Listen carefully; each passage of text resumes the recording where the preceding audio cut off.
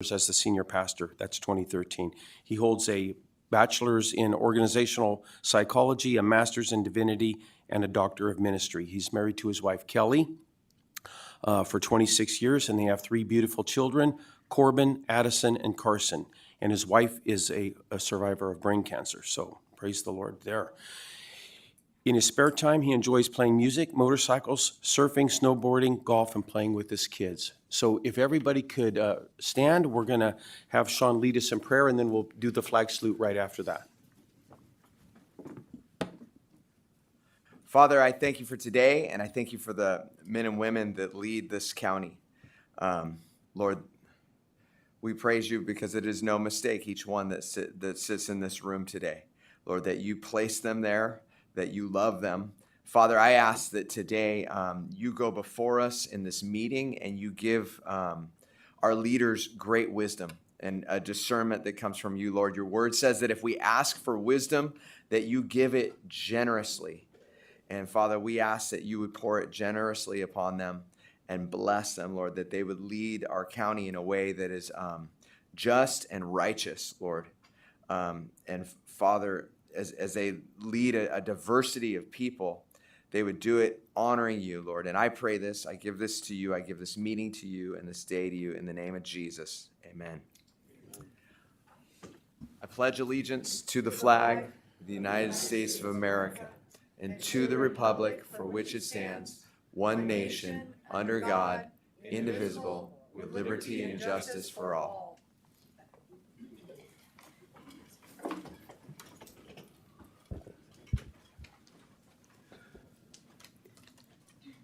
Item number 1, approve agenda.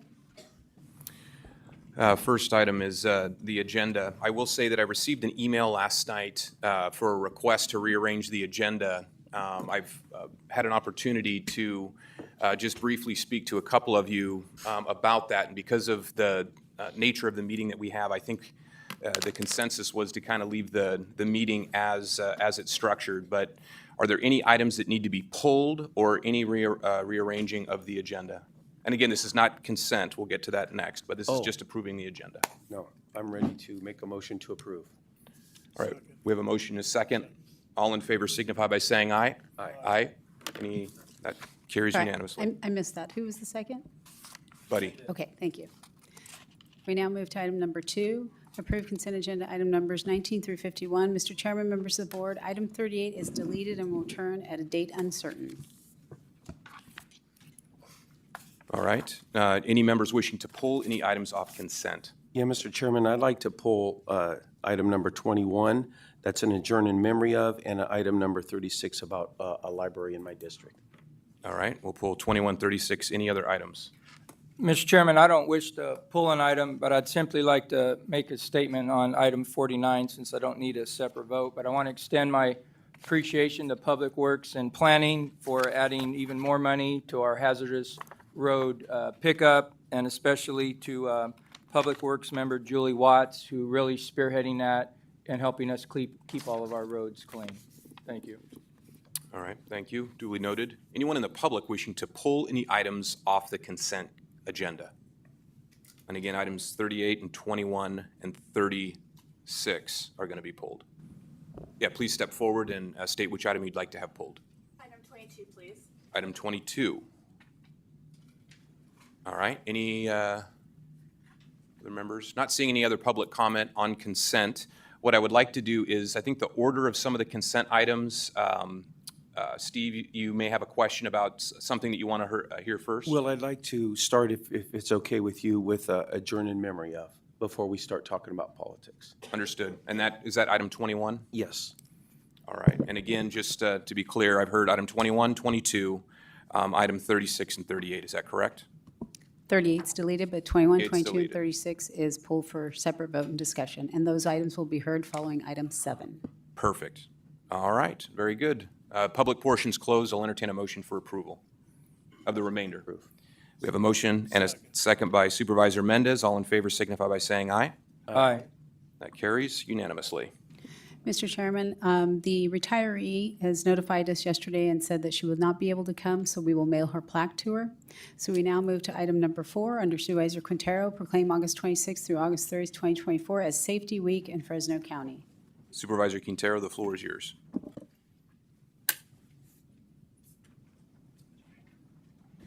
Thank you, Mr. Chairman. And today we are presenting the item of Safety Week and explaining a little bit to us in terms of the importance is Hollis, Jenny Thompson, Matthias Beer-Stanberry. Okay. Good morning, Chairman, members of the board. Thank you for your support for Safety Week. And with me is Jenny Thompson and Matthias Beer-Stanberry, who are going to speak a little to it. Good morning, Chairman, members of the board. Jenny Thompson, County Risk Manager. We're very excited to bring back Safety Week this year, during which we'll highlight various topics regarding employee safety both in and out of the workplace. I'd like to recognize the county safety team comprised of County Safety Officer Matthias Beer-Stanberry, Senior Human Resources Analysts Larry Gomez and Christine Wiedenbach, and Human Resources Analyst Liz Arredondo for organizing the events of the week. I'd also like to recognize the safety coordinators within the departments who work collaboratively daily with the county safety team to uphold regulatory standards and promote workplace safety. Matthias, can you please come up and talk a little bit about what we have planned for next week? Thank you. Good morning, Chairman, Supervisors, CAO. I'm Matthias Beer-Stanberry, County Safety Officer, and I want to thank you for the opportunity to bring safety to the forefront. It's always a pleasure to do that and really important. I also want to thank Supervisor Quintero for sponsoring this. Safety Week is something we had done starting back in 2016. Haven't been able to do it for the past few years during the pandemic, but we're hoping to get this to be an annual event once again. So we scheduled it this year in August to coincide with Federal OSHA Safe and Sound Week. So it's another event that just kind of tries to bring safety to the forefront, but also allows employers to show their commitment to safety of their employees. For this coming week, we're going to have daily email flyers that are going to come out all county on several safety topics that we would like employees to read and then kind of discuss with their departments, their divisions, their coworkers, and just bring these safety topics to the forefront of their minds as well. We're also going to have 2 safety fair events, one in the Plaza building in the lobby over there, so that'll be Wednesday the 28th from 10 to 2. And then we're also going to have one at the Hope Plaza at Pontiac, the 29th from 10 to 2 also. So we encourage employees to come by, say hi to the safety team, enter a raffle for some prizes, and also see some of our safety vendors out there as well. So lastly, I just want to thank the board for your support of our safety efforts. It's greatly appreciated. So thank you. Okay. Anybody else in your group? Okay. Well, I want to thank you for for really the outreach that you're doing, not only to our county family, but as the proclamation states, it says that it offers the protocols and tools on how to become safer, not only in the workplace but at the home, and that carries over. So it just it's really important so that we do make that known out to our county families, and probably wouldn't even hurt to acknowledge the school districts and get the children involved in promoting Safety Week. So with that, I want to congratulate you and thank you for the work that you're doing, and that's all, Mr. Chairman. I don't know if the Any other comments? Seeing no additional comments, if you'd like to make a motion. I'd like to make a motion to proclaim August 26th through August 30th as Safety Week in Fresno County. All right, we'll take Brandau's second. All in favor signify by saying aye. Aye. Aye, and that carries unanimously. Please step forward for a picture.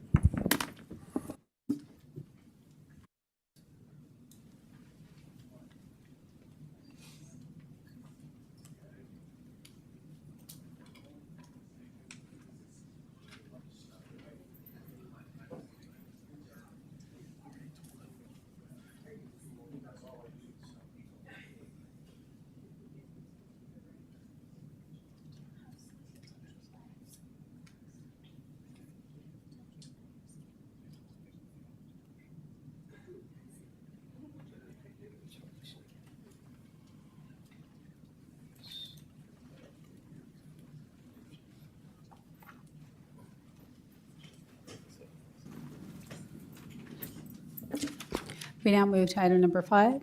Under Supervisor Quintero, approves certificates of recognition honoring the participants of the 2024 American Legion Auxiliary Girls State.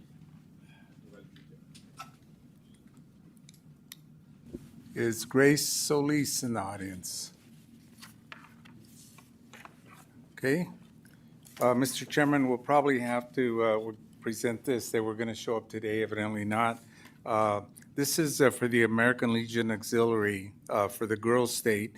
Their high school students who have completed their junior year are competitively selected and sponsored by the American Legion Auxiliary units for this program, where they learn about the political process by electing officials for all levels of state government and actively running a mock government. ALA Girls State delegates are a diverse group of young women with a shared desire to learn and read. And this is led by a lady by the name of Grace Solis. She's a veteran, and the program is run out of the American Legion 501 by Shields and First Avenue. So it's a fierce competition, and the 4 young ladies that qualified and went to the girls' state, I believe, are from San Joaquin Memorial, Bullard, and I can't remember the other 2 schools. But they've really made the commitment to move forward, learn about government, and have really done well in the competition. So we'll be presenting this to them at a later date. Thank you, Mr. Chairman. Very good, Supervisor. Thank you. We'll now move on to the next item. We now move to item number 6. Under Supervisor Brandow and Supervisor Mendez, adopt resolution in support of Proposition 36, the Drug and Theft Crime Penalties and Treatment Mandated Felonies Initiative. Supervisor Brandow and Mendez, the floor is yours. Taking consent then? After After I think 7. after item 7 is what was. After item 7. After item 7. All right, perfect.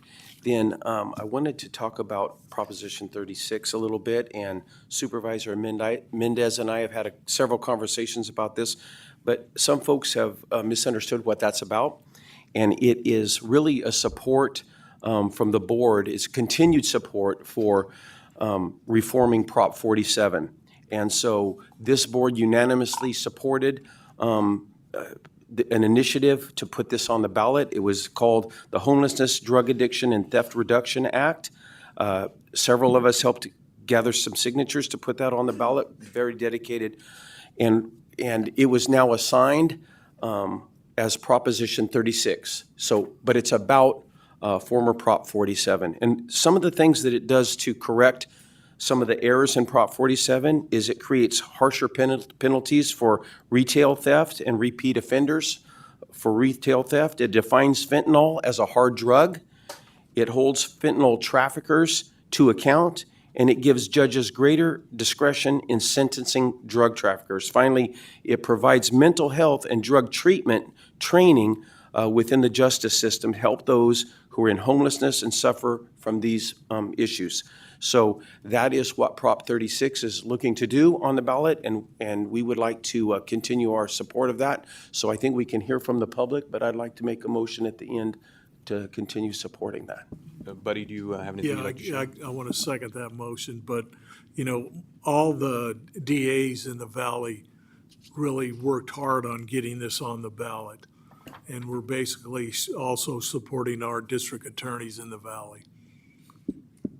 All right, and I believe several months ago, maybe 6 months ago, we had a resolution that just talked about Prop 47 reform, but at that time, the measure, which was working to be validated, didn't have a proposition number. So now that it does, 36? Yes. This kind of formalizes the support of the board for Prop 36. Yeah, Any exactly. other comments before I open it up to the public? All right, seeing none, I'll open it up to the public. Anyone in the public wishing to comment on this item, please limit your comments to 3 minutes, and we'll spend about 15 minutes on this topic. Good morning, Bob McCluskey here. I just have to say, since being implemented in 2015, Californians have saved more than that's Prop 47, have saved more than $800 million in reduced incarceration costs. The state has sent more than $300 million of these savings to cities and counties for successful rehabilitation and crime prevention efforts. This measure will lead to more felony convictions, more expensive incarceration measures, and more homelessness. We all know that shoplifting is a complicated issue. people rarely get caught. A lot of times it's by middle-class teenagers out there having some fun. People do it for a whole host of reasons. And to increase penalties for shoplifting isn't going to stop the problem. There's been major studies, the Brookings Institutes and others have done studies that show that this kind of shoplifting is well exaggerated, over exaggerated. A lot of the theft that occurs in these stores is from employee theft and cargo loss, and it's not tracked specifically for shoplifting. Shoplifting has actually gone down in most major cities since 2019. This measure is sponsored by Walmart, Target, and Home Depot. The public needs to think about that. And they're claiming that they have to close stores because of shoplifting. That's simply not true. They closed stores after the pandemic because a lot of stores lost huge amounts of business during the pandemic, and they weren't performing. This is the definition of insanity. Doing the same thing over and over again and getting the same results. It's trying to scapegoat 0.5% of the total population of California, apparently, with the word homelessness in there, implying that homeless people are the only ones that use drugs and the only ones that shoplift. We got to remember that voters passed Prop 47 to reduce people being incarcerated and reduce costs to us taxpayers. I pay my taxes. I pay my property taxes. I pay my income taxes. I pay certainly a huge amount of sales taxes to both the city and the county. I think we need to listen to the experts that say this will only increase incarceration costs to us, the public, and effectively be a non-starter in terms of reducing these things. You need to go after the major fentanyl dealers. The federal government needs to block this stuff from coming in. It's coming in these ports of entry on trucks. It's coming in illegally on trucks and other vehicles coming through these ports of entries. That's what we need to do a better job. Not Thank you. criminalize the homeless and others. Thank you.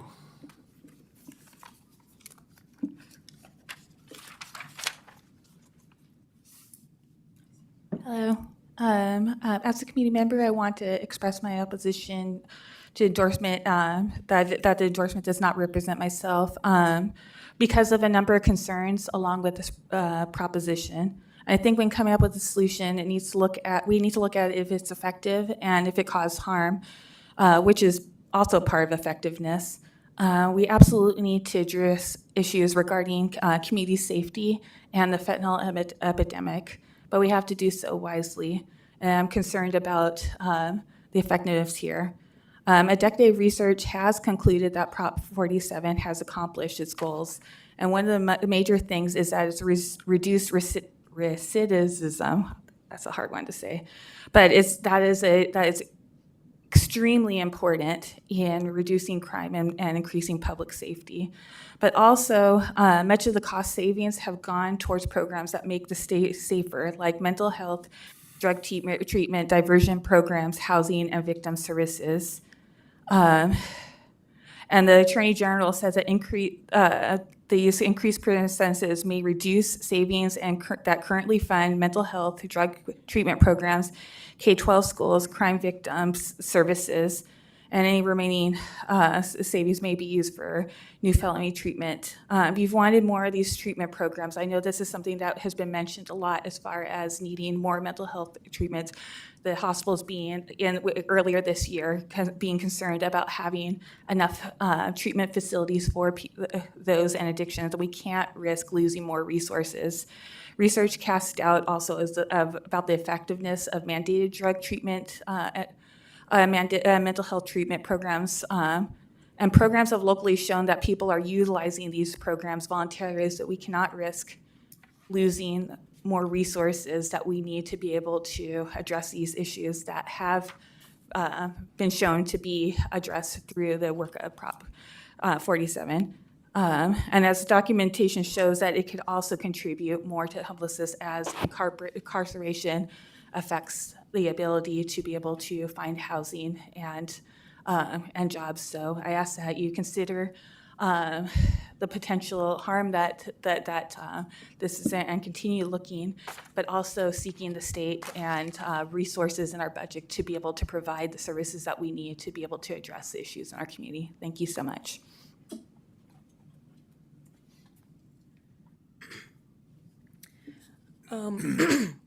I just want to start off by saying that many times I have heard both the Board of Supervisors and the City Council talk about our lack of resources and our lack of effective resources when it comes to issues such as homelessness and addiction and poverty and mental illness.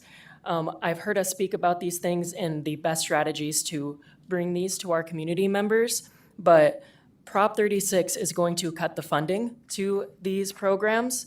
And it'll also cost the taxpayers more than $26 billion in prison spending alone. When it comes to how much taxpayers are spending, I know that we have all been very generous with the amount of tax money that we are giving to the city and to the county. And I think that it is better to reflect our interests and to take the cheaper route, which is to provide those resources rather than criminalize things such as addiction and poverty and homelessness. And also, to quote the ACLU of Northern California, Prop 36 cuts $750 million in the next decade from dedicated funding for mental health, drug treatment, victim services, reentry, and crime prevention programs. It would take us backwards by cutting their local programs to build more prisons. And we all know that incarceration does not work when it comes to issues such as homelessness and addiction and mental health services. So that's pretty much what I wanted to say, is to just follow what the experts are saying, which is the cheaper option, which is the more effective option, and to trust the voters, because we put Proposition, I believe it was 47. We put Proposition 47 into place. So trust that your constituents and the voters have our own best interests at heart, and do your jobs at representing us.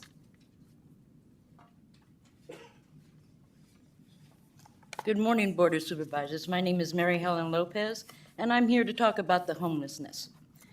It's a bigger thing than what you're thinking. It's not drugs. Yes, there is drugs. Nancy Reagan said it. You know, just say no. Well, how is that working, gentlemen? That stick your head down in the sand and not looking like ostriches? You need to take a really good look at this, where it's coming from. Homelessness. We have seniors that are being evicted because people just said, you know what, they're feeding cats. And the item we're dealing with right now for public comments, Prop 36. Yes. It has to do with homelessness. It has to do with drugs. It has to do with everything. Get to the source. Get to the source of China bringing them in here and our ports. Yes. It all has to deal with one thing. You have a number of things out there that are causing this problem. I don't know if you have going to find a way. Putting people in jail is not right. It is not right. And that's the end of that. Putting people in jail for smoking marijuana? Come on. Drinking a beer way back when? You couldn't drink a beer? Think about it. Good morning, Board of Supervisors and Chairman Mazgig. I support Proposition 36. I think it's incredible. I live off of Kings Canyon, and I've been to Big Lots. And one time, someone took they grabbed the dolly from the back. They walked out with a big, huge pool for the summertime. And then another time I was in there, there was a guard at the front, a security, and they ran out the back. And now Big Lots is closing on Kings Canyon Road. I'm a school teacher, and people do what they're allowed to do. And so if there's firm boundaries, people will not break the law. And if there's no boundaries, they will boldly do what they're allowed to do. So I thank you for your support of this proposition. Thank you. And we'll close the public portion on this item and bring it back to the board. The motion maker and the second, do you want your motion and second to stand in light of the testimony we received? Yes. All right, we have a motion and a second. All in favor signify by saying aye. Aye. And that passes unanimously. We now move to item number 7 under Agriculture Department. Accept the annual Fresno County Crop and Livestock Report for 2023 from the Department of Agriculture. And we have our amazing Ag Commissioner here. So Amazing. wow us with the numbers. All right.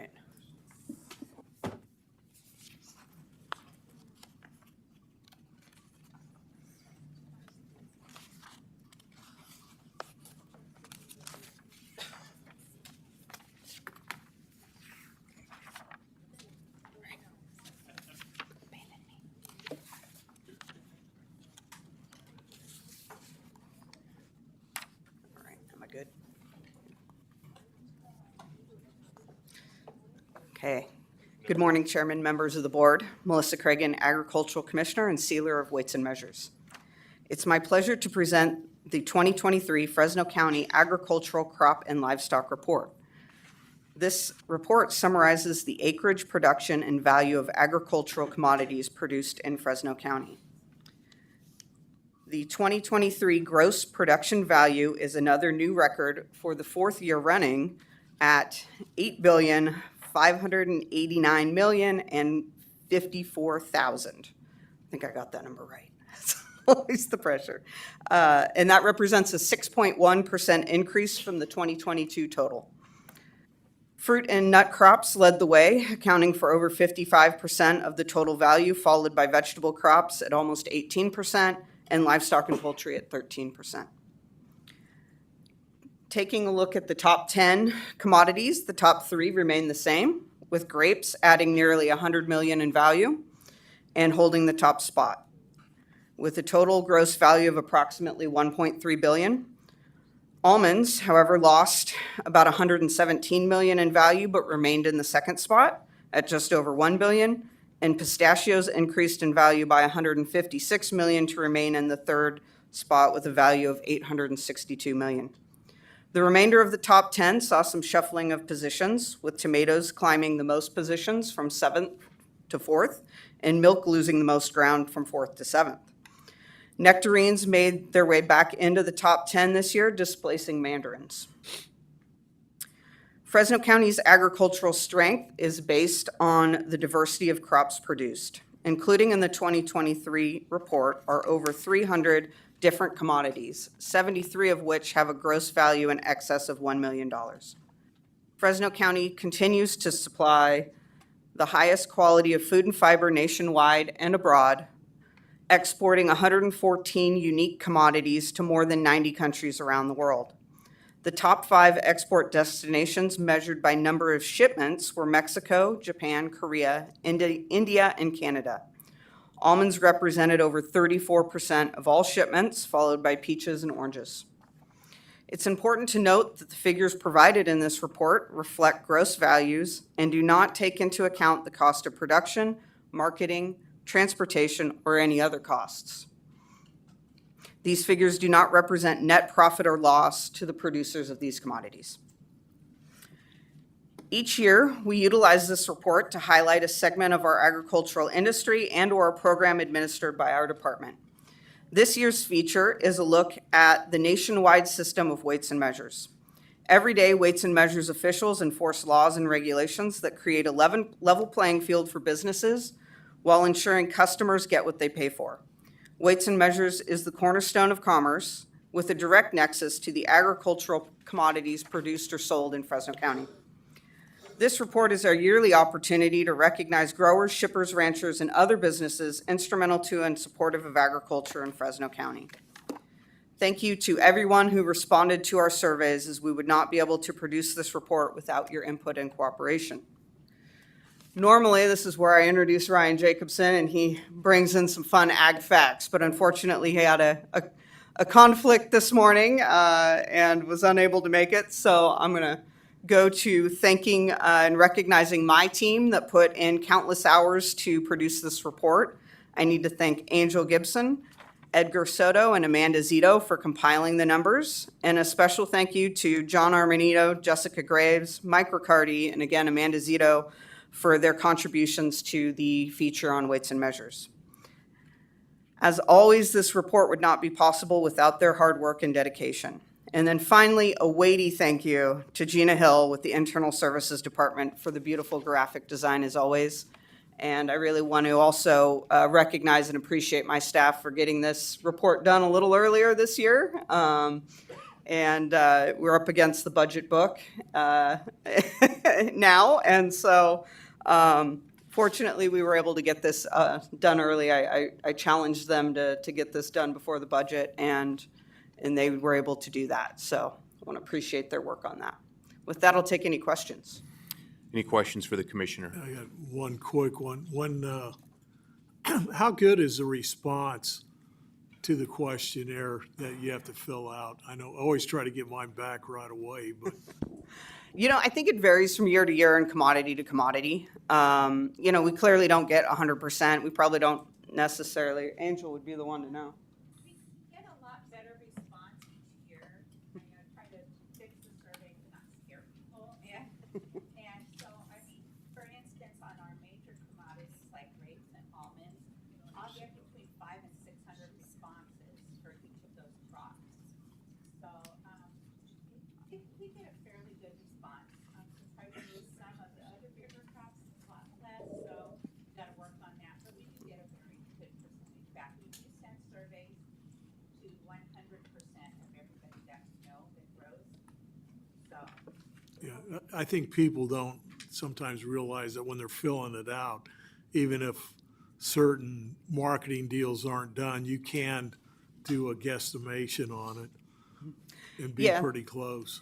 And I think the other thing that's important to know is that all this information is confidential. It's actually protected by law. And so any information that is sent to us by growers, I can't give out by the farm, and even commodities that we don't have enough growers for, we have to move those into a miscellaneous area so that they can't be pulled out and know what a gross value of a specific farm was. Yeah. Any other questions? Well, I would just like to make a couple comments. Another great job, Melissa, to you and all of your team. So very well done. I like page 4 where it talks about all of the different products in Fresno County that have crossed the $1 million mark. And this, I mean, there's just dozens of products that we grow in Fresno County that have crossed the $1 million mark.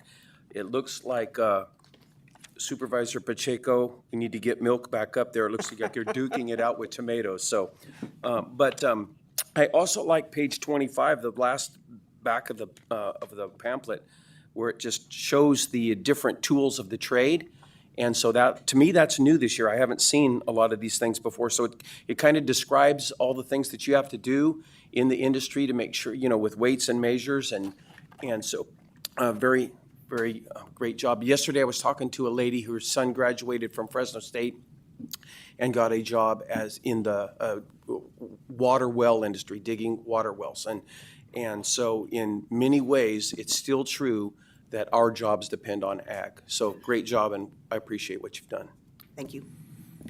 I didn't realize manure is considered It's I know it's a fertilizer. It's commodity, an agricultural but, product. I see that in here, I'm like, eyebrow raises a little bit. All right, yes, Sal. Great report, Melissa. Thank you very much. And as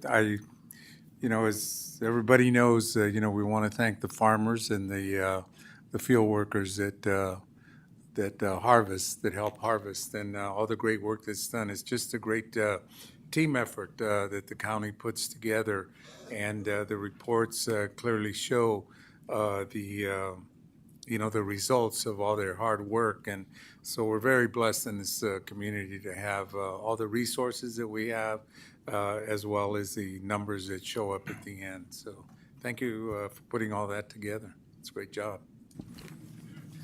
Mr. Chairman, I'd just like to add to what Supervisor Quintero said. The men and women of the county are resilient, and we rise to the challenge each and every year. But without the hard-working men and women who help harvest the crops, it would all be for naught. The crops would rot in the field, the cows would be unmilked, and we simply couldn't do without all the people that help us, and we don't want to forget that. In our report, And Supervisor Brandel, I look forward to rising up in the chart once again, because it was a tough year in the milk business last year, I could tell you that. And so hopefully we can bounce back this year. But thank you, Melissa, for you and all the work that you do to complete this report. Thank you. I just got one more thing. You mentioned manure. And the clerk to our board has probably heard it when she was growing up. There was a kind of an Azorian saying in Portuguese that that was the smell of money. Yeah. Right, Bernice? Okay. And I will turn to County Council on this. Do we need to take formal action, or are we just receiving this report, no action necessary? Receiving and filing the report. Excellent. So with that, appreciate you being here, and I think we're going to now move on to some of the items that were pulled on consent. And then any members of the public wishing to view the report, it should be up on our website at about noon. I think I noticed a press release going out as soon as you came up to start speaking, so very good. Yes. Thank you. Thank you all. We now return to the items that were pulled from this morning. Supervisor Brandel pulled item 21, adjourn in memory of Sean Burdine. All right. Well, Supervisor Brandau. Thank you, Mr. Chairman. And so, you know, a lot of times we have adjourn in memory of, and sometimes we pull them to highlight somebody that we know personally, and I'd like to do that today. This is a young man who came before our board many times, and tragically he passed away. He was only 36 years old, and he died peacefully in his sleep on Saturday, July 20th. Last week I went to his funeral, and Supervisor Magzig, you were there as well. And I just wanted to recognize Sean because for many reasons, and his family's here. And so Brent, if you guys want to come to the podium, I know we'd like to have you say a few words as well. But, you know, I have been serving for 12 years in the public, first at City Council and now here. And we hear a lot from members of the public that have different viewpoints than what we have, and they're trying to make impressions. And all of those years, I don't know if there's been a more impactful and honorable person than Sean Burdine. His issue was election integrity, and he wanted to talk to us about some problems that he saw in election integrity. But rather than yell at us, he had meetings with us, educated us, gave us his perspective, and he came to the board consistently, again, making his case, proving his point. And in all reality, about 8 or 9 months ago, Supervisor Mendez made a motion to add a person to the elections department to help us clean up the voter rolls and some of those stuff. These are a direct impact of Sean Burdine and some of the folks that were speaking with him. But I just wanted to recognize him because of such a loss of a young man. It's very tragic, and I'm going to miss him. He became a friend. He's a guy that I didn't know in the beginning, but through having conversations, and then I would see him out in the community at different events, and I consider him a friend. And I think he was a great person and somebody that could advocate well intellectually and with the amount of respect that eventually moved this board in a good direction. So the family is here today. My district has been in talks with the family. We wanted to wait for the right time, and they'd like to say a few words about their son, and they've even requested if they could take a picture with the board. And so I thought that's something we don't usually do, but I do want to honor Sean today, and so hopefully we can do that. So this is his father, Brent, and his wife and his mother, Cindy. And so Brent, if you want to talk to us a few minutes. Thank you. On behalf of Sean's family, this is hard. On behalf of Sean's family and friends, we want to thank you for remembering and honoring Sean today. Sean is a firm, staunch believer in our constitutional republic. And as part of that, being a citizen, he believed you had to participate, meaning you had to show up, be there. All 5 of you saw him regularly. Even though he didn't always speak, he always felt it important to come, to watch, to listen, to learn the rules, to learn the issues. And when he did speak, he wanted to speak not to adversaries. He wanted to speak to listeners. He always tried to make it his goal to remain respectful and civil. And he would also talk to a lot of other groups in the public and try to educate them on what the board does, and also to speak effectively by being civil and respectful. And he liked the entire board. At one time or another, before various groups, he defended every single one of you. In a time when a lot of people in our country kind of look at our government being dysfunctional, where we've lost faith and trust in the state government, in the federal government, he was always a big advocate about we have a fully functional county government, an excellent board. And again,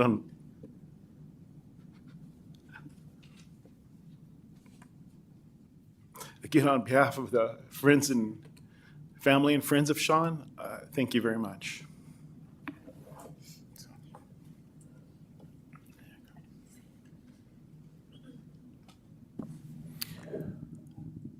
And I too want to say thank you for sharing your son with us. And in addition to election integrity, there were other issues that sometimes you would come to listen about and then felt compelled to speak.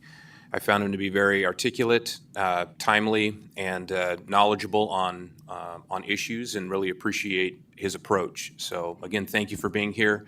And when we close the public portion, we will have you come forward so we can get that picture. So if there's anyone else who'd like to speak on this topic.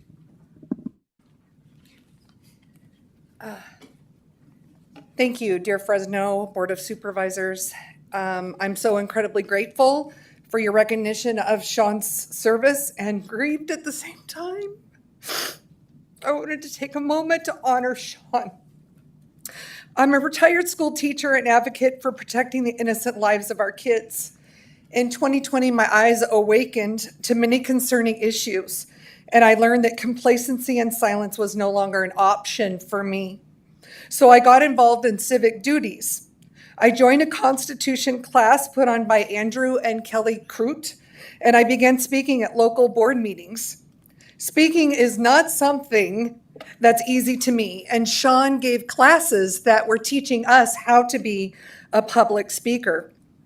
I took every class he offered, even one that was given about 7 or 8 weeks ago. As a result, in 2022, I ran for the Fresno School Board, District Area 3. I wouldn't have done any of this if not encouraged. I spoke to you last April, introducing myself, advocating to be on your parent library committee group. And that week, as I was preparing to speak, I reached out to Brent and Sean, and I said, please be there, because I'm scared to speak publicly. And they were there, and Sean gave a beautiful speech that day on election integrity. And another time, Sean spoke at the Clovis board meeting, and he gave a fiery, beautiful, classic speech on the Ibram X. Kendi book entitled Stamp. Sean was seen just about everywhere in engagement circles, and he gave me hope for our future. On the morning of July 20th, I got the news of Sean's passing. I could not get Brent and Cindy out of my mind, and still reeling. I do not understand why bad things happen to good people, but to me, God is sovereign, and I trust God no matter the circumstances. For me, Sean is in God's hands. It's us that have to go on and do the work that he was so driven to do. So I carry that on in his honor. I thank you for recognizing him today. Sean had an urgency and a drive to get things done, and that's the legacy that I want us to carry in his honor. They say, here I am a teacher, they say when the student is ready, the teacher will appear, and Sean was my teacher. So Sean, I'm carrying the torch with you that you've handed off to us who knew you. You signed off from earthly duty, but we're going to continue on. Thank you, Sean, and I thank you, Board of Supervisors, for taking the time to recognize an amazing young man. and recognizing my sweet, sweet friend, Sean Marcus Burdine. Thank you so much.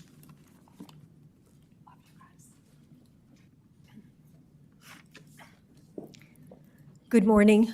My name is Karen Franconi, and I am a resident of Sanger. I really didn't think I would do this. I even practiced. I would like to thank the board, Chairman Magzik and Supervisor Brandow, for providing this opportunity to speak publicly about the passing of Sean Burdine, who is an advocate for the Fresno County community in many ways. Sean was an incredible young man, and it sounds like you already know that, who served his local community in a positive, thoughtful, and respectful way. Sean did this over the last several years by speaking at the Fresno County Board of Supervisors and Clovis City Council meetings, as well as Fresno Clovis School Board meetings, to name a few.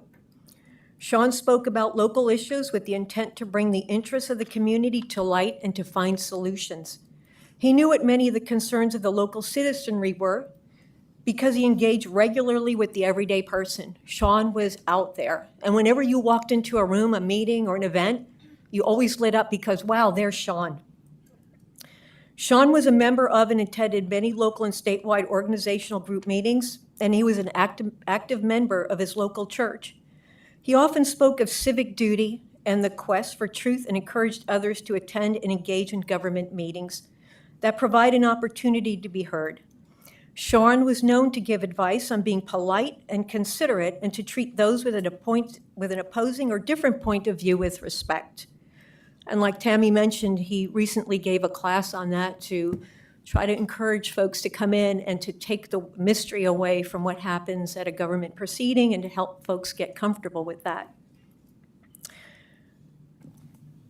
Sean was known to give advice, being polite. Sean developed relationships with several government leaders and with those who desired to enter the political arena to better communicate his concerns and opinions. Sean worked tirelessly to better the local community, and when I say community, in a lot of respects, I think he felt it was really family. He strove to build bridges of trust and understanding with a sense of humor and tremendous knowledge. He was an inspirational young man who was a bright light in our community. A true patriot, Sean loved God, family, and country. He will be greatly missed by all who knew and loved him. Thank you. Thank you. James Coos. James Coos, Fresno County Clerk, Registrar of Voters. I'd like to recognize Sean today. I was appointed by this board in 2021, and I met Sean shortly thereafter. And as has been mentioned, he has attended many board meetings at many levels.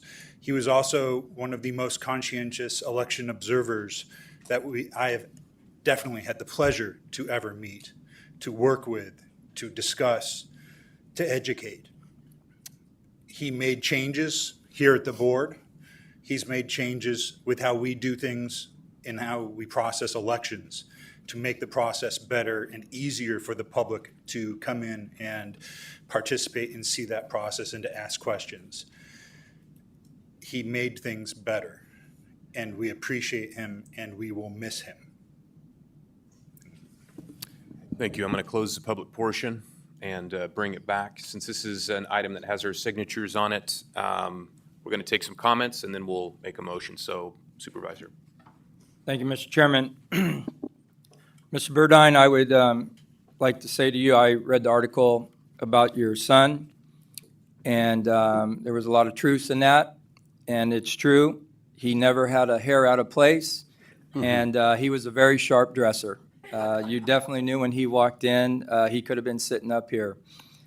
But most importantly, he was well-versed on his topics and presented his thoughts and beliefs respectfully. You mentioned civil in your remarks, and when members of the public come before us sometimes and are not respectful or civil, as you mentioned, he came to our defense in public. And that's a pretty tough thing to do when we're getting chewed on and people are mad.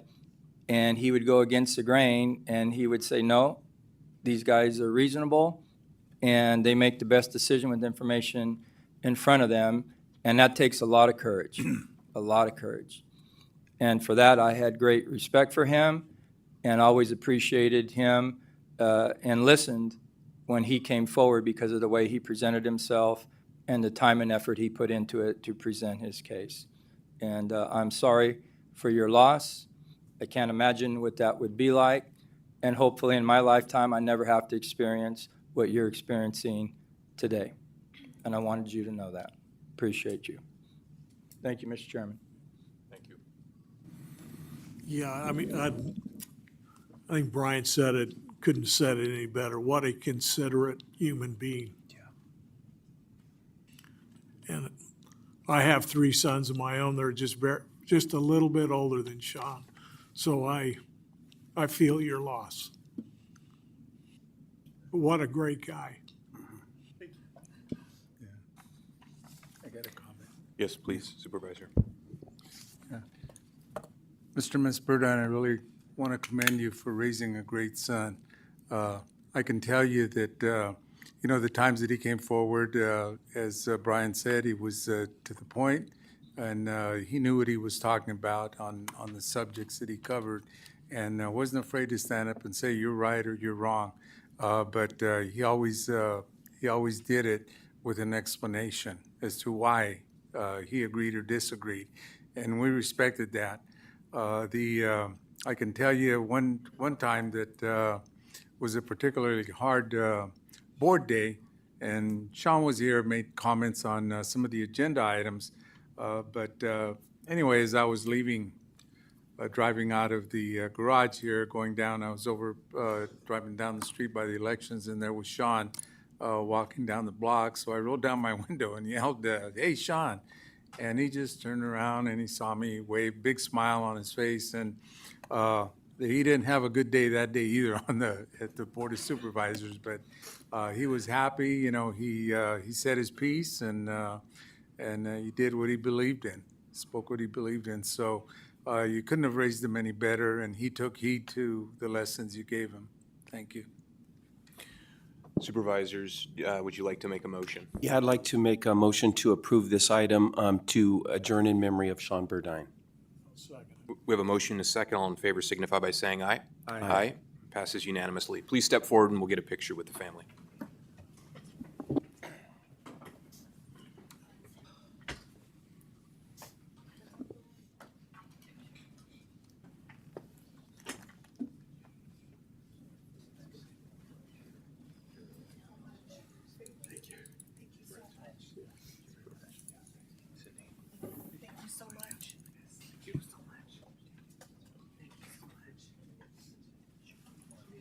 Thank you for your comments. Thank you. Thank you.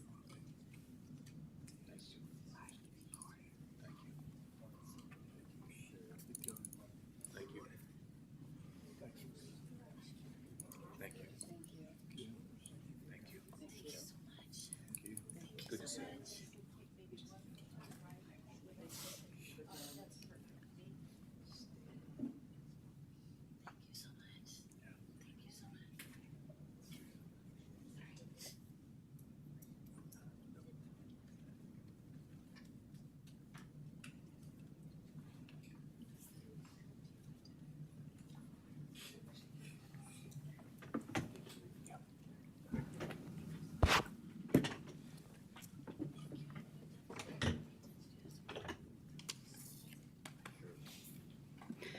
We now move to item number 22, pulled by a member of the public under Supervisor Brandow, conduct second hearing and adopt an ordinance amending the Fresno County Ordinance Code, Title 10, to add Chapter 10.70, unlawful camping and obstruction of public rights-of-way, and waive reading of the ordinance in its entirety.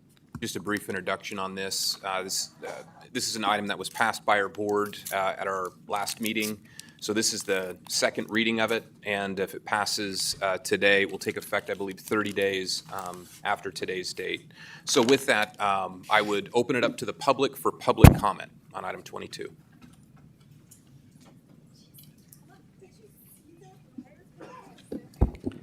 Thank you very much. Dear Supervisors, as you consider this item, I ask that you oppose and consider how this ordinance caused more harm, but also what is causing us to struggle with the number of those unhoused. I appreciate that the FMCOC has written you a letter about these concerns, including that the criminalization of homelessness deepens inequities, further destabilizes people experiencing homelessness, and exacerbates the root causes of homelessness. They have shown, FMC and others have shown that people want services and shelters. They don't want to endure the heat and the cold, the lack of protection and displacement. In 2022, Brandel opposed the board agenda's, the housing plan for the city, saying, but I want to know, are we really improving the lives of the people to get them out of the problem that put them there in the first place? And I want to address that in several ways. Lack of affordable housing is the main cause of homelessness. The largest growing group of those are those on fixed incomes, according to the California Homeless Integrated Data Systems. That's elderly and disabled, mostly priced out of rising costs. Housing First approaches answers the question because in places where people are placed in housing first and then given the services they need, the number of those unsheltered has gone down dramatically, such as 65% in Houston. People need stability to get jobs and to get what they need to get back on their feet.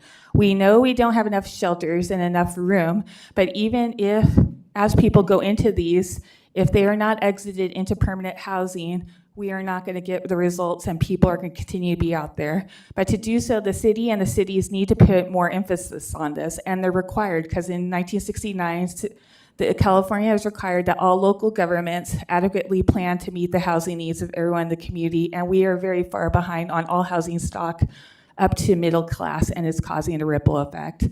However, going back to the causes, we also have issues that are varied, such as aged out foster care kids, those with disability, those experiencing injury, LGBT youth being kicked out of their homes, and domestic violence survivors who have braved and made the risky step to flee for them situation. And there are some people who want to be here, women, but they couldn't because they were ill. A month ago, I took a woman who was unhoused to Marjorie Mason Center, and she was turned away because there's no room. I know others who have gone there, but they're back on the streets out of shelters because there's no permanent housing. I know those who have been working on getting jobs, but with lack of stability, they are struggling. I know a woman that I'm worried about because she is in a shelter. She has a disability and injury. She's working on her SSI, but she's going to be exited because she's being timed out. And being put in jail makes it worse, as they had mentioned. Thank you for your comments.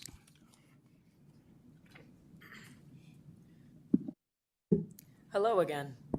I just wanted to say that this is my fourth meeting between here and the City Council discussing almost, well, very similar ordinances being passed, both city and county-wide.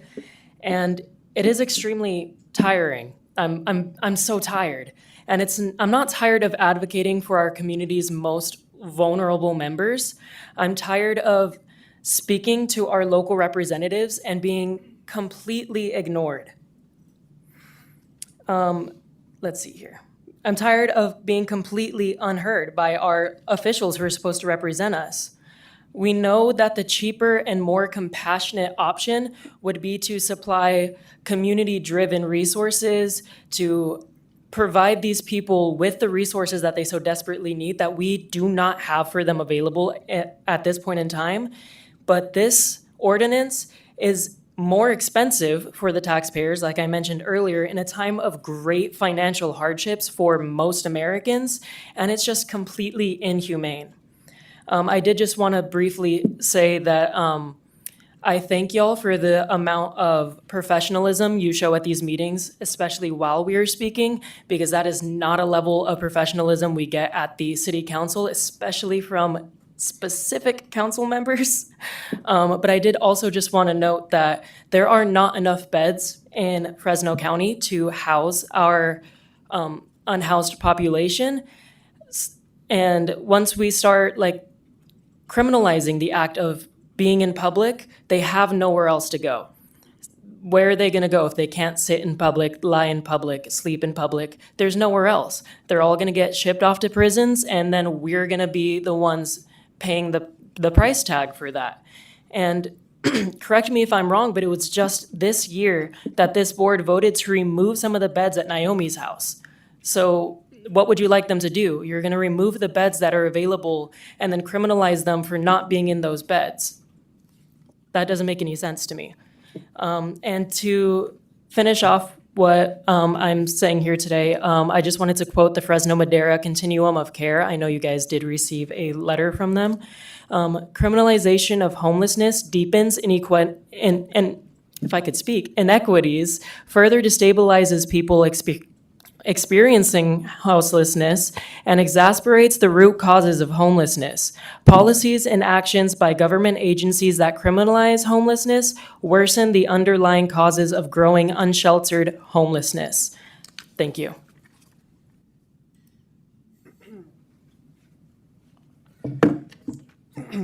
I am here to oppose Agenda Item 22. Not only is this a violent attack on our most vulnerable community members who already face enough violence at the hands of the state, but this is a violent attack on the working class community. According to payroll.org, just last year, 78% of Americans on a survey claimed that they were living paycheck to paycheck. That means we're going to have more unhoused workers. That's gone up from the previous number in 2000. That's gone up by 6% by the previous number in 2022. Criminalizing homelessness is a non-effective way to fix this issue if your goal is to have productive members of society. Y'all here in our city councils and here in Fresno are trying to manufacture consent by trying to paint this very limited narrative of what it looks like to be homeless. Many of y'all in our city council members, claim that all in-house people just do drugs and poop all over the city, when that's far from the truth. Y'all claim that homeless people do drugs outside, they take up street benches, and say some even sleep outside of schools. It's almost like they have nowhere else to go. Fund our community, not the pigs. Thank you. Good morning, board members and fellow county residents. I'm also speaking on consent item 22. I'm urgently requesting that you return to the drawing board and instead create an effective, research-based, and human-centered solution. I also want to echo what was said earlier and thank you for your professionalism in listening to us, as that was not our experience at the City Council. As a quick summary, this ordinance states that no person may camp in public in any place not designated for camping. Encampments established in violation can be abated or removed upon advance notice, although no time frame is given for how far in advance this must be. Violation is a misdemeanor. Upon conviction, this can mean imprisonment of up to 6 months and/or fines of up to $500 per violation. As an alternative to a fine or jail sentence, the county would encourage the court to grant diversion or probation with the condition the offender complete a rehabilitation program or treatment plan. As I told the Fresno City Council for their ordinance, this county-wide version would also resolve nothing about our current housing crisis, instead creating a vicious cycle with either punishment. A jail sentence will further impact someone's ability to find employment and housing on multiple levels, and a fine only adds to financial burden, making stable housing that much further away. Additionally, what alternative to punishment could be provided for those who are not taking drugs? For example, women escaping domestic violence or older adults who can no longer afford housing costs. Finally, ongoing confiscation and destruction of personal items is cruel and needs to stop. And without providing a time frame for when abatement would take place, unhoused people would face uncertainty and disruptions to efforts to work on their situation. For example, if paperwork gets destroyed, I've interviewed people and they've had their paperwork taken away from them and they had to start from scratch. I don't see any solutions to county problems in this ordinance. In my email addressing the previous meeting on August 6th, I focused on why this is a violation of the Eighth Amendment in 2 ways. It would be cruel and unusual, and these would be excessive fines. Everyone needs sleep, and in lieu of enough shelter beds, which are in short supply, what are the options? thousands of unhoused folks having to camp in Yosemite and similar places. This would create an endless cycle of punishment for an unavoidable need. Additionally, excessive fines applies regardless of how you interpret it, as the fine is neither justified nor within an unhoused person's ability to pay. If we have worries about criminal behavior, we do have laws in place to address that. But please don't criminalize someone's socioeconomic status. Thank you. And these will be our last two speakers. Bob, the floor is yours. Thank you. Bob McCloskey, Community Alliance, and I also volunteer with the Fresno Homeless Union.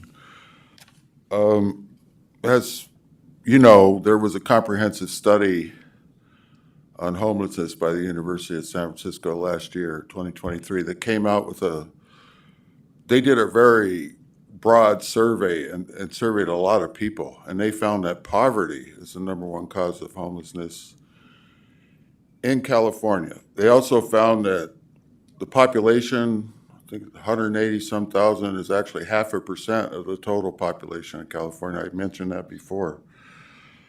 50% it found are over 50. So I'd ask Mr. Brandow and others if you've ever gone out there, handed out sleeping bags or food or water, and actually met some of these folks that are out there in the county that are homeless. I can tell you, a lot of them are elderly. A lot of them don't use drugs. There are people that use drugs out there. Yeah, the point-in-time count says about 40 to 50%. The county's budget for drug rehabilitation is meager. You have a huge sheriff's budget, but when you look at drug rehabilitation programs and detox centers, there's very few, and we all know that. So what you're doing is targeting a small number of people. It's really a form of bullying people around. I mean, I meet people that are fragile out there, really fragile people, beautiful people that are warm and kind, yet they have a disability.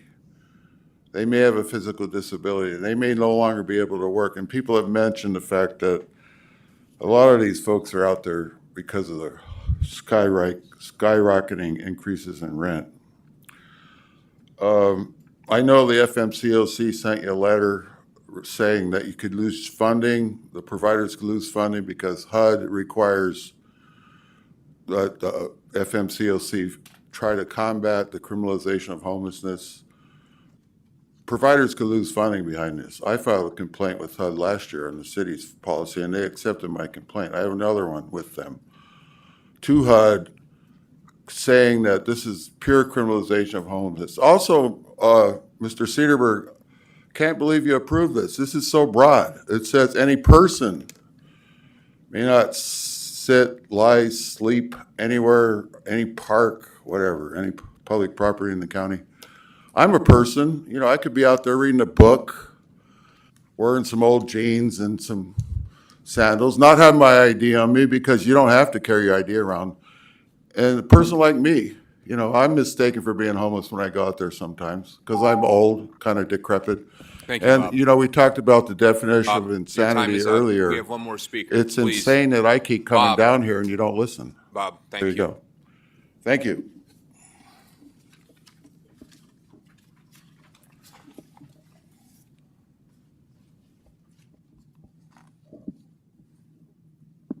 Good morning, Board of Supervisors again. My name is Mary Helen Lopez, and I'm here about the homeless. Well, homeless, drinking, drugs, it's all the same. You have to bundle it together. No paycheck, living from paycheck to paycheck. We said a prayer today, and we said the pledge of allegiance to the flag. And there's a word that stuck with me.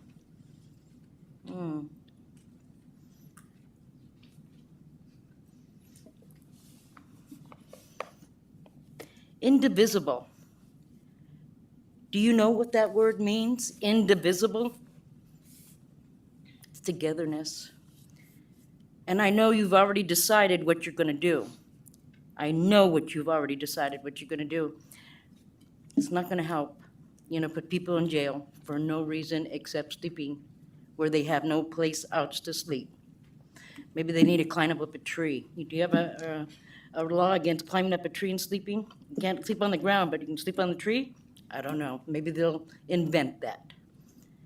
Circumvent things that you're gonna put that they can't sleep on the ground in certain places. Thank you very much for hearing me. Thank you. The public portion is now closed. I'm going to bring it back to the board. Any additional comments that any members would like to make? If not, it's time for motions. Mr. Chairman, I'd just like to say that I appreciate everybody that's working in the space of homelessness, all the folks that spoke today.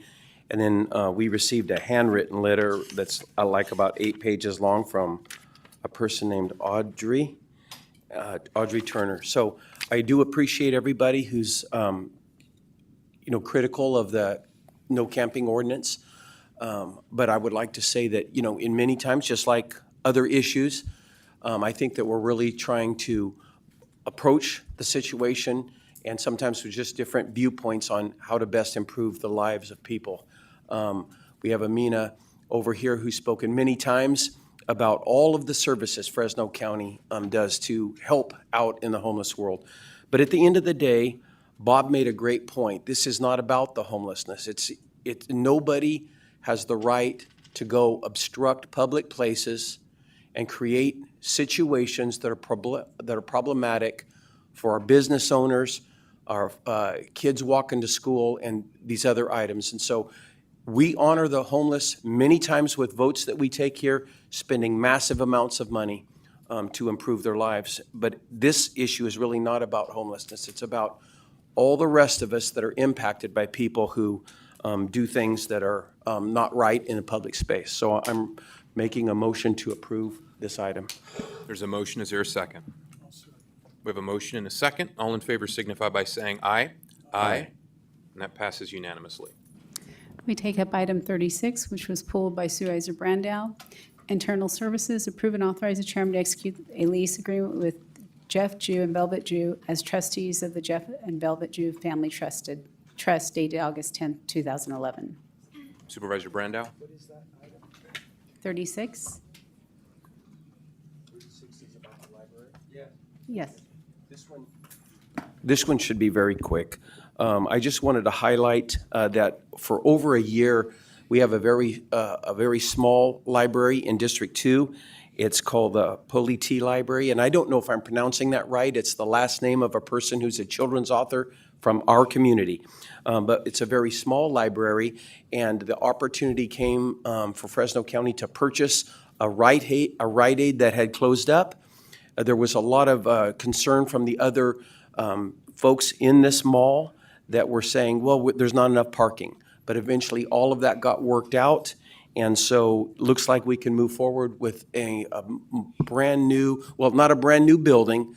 It'll be a refurbished building, but a very modernized library. I don't know, it could be 5 or 6 times the size of the library that it's 4?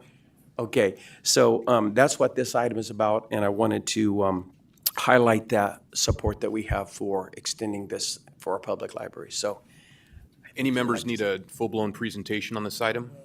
Okay, it's pretty cut and dry, and we're excited to, have a bigger space to help serve the residents of District 2 and all residents of Fresno County. Anyone wishing to comment on this library item? Seeing none, I'll close the public portion. Supervisor Brandow, you pulled this. What's your? yeah, just make a motion to approve. There's a motion. Is there a second? We have a motion and a second. All in favor signify by saying aye. Aye. And that passes unanimously. Mr. Chairman, Supervisor Quintero made comments to item number 5. He wishes to take action on the item so that we can send the certificates by mail to the individuals that could not be here today. Very good. And so with that, I think we have some certificates with our signatures on it. Supervisor, would you like to make a motion for approval so we can get those in the mail? Yes, motion for approval. We have a motion by Supervisor Quintero to approve those certificates. Is there a second? Second. Motion is second. All in favor signify by saying aye. Aye. That passes unanimously. That concludes all our consent and taking up number 5. So we now move to item number 8, under Public Works and Planning, approved general plan amendment number 574, redesignating an approximately 20-acre parcel from agriculture to rural residential.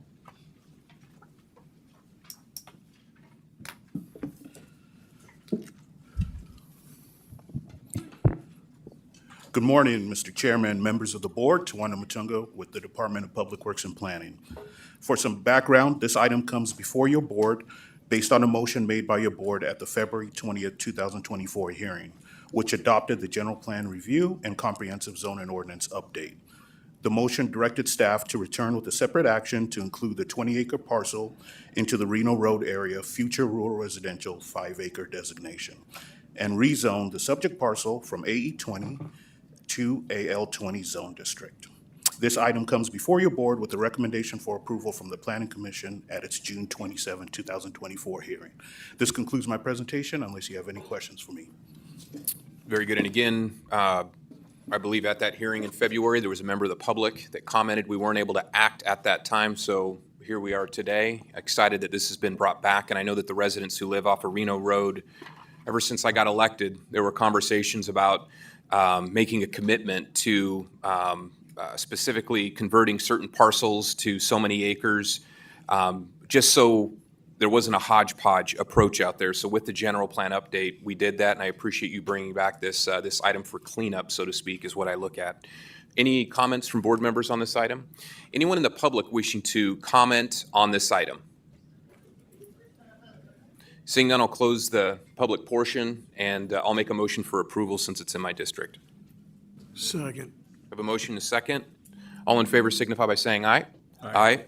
That passes unanimously.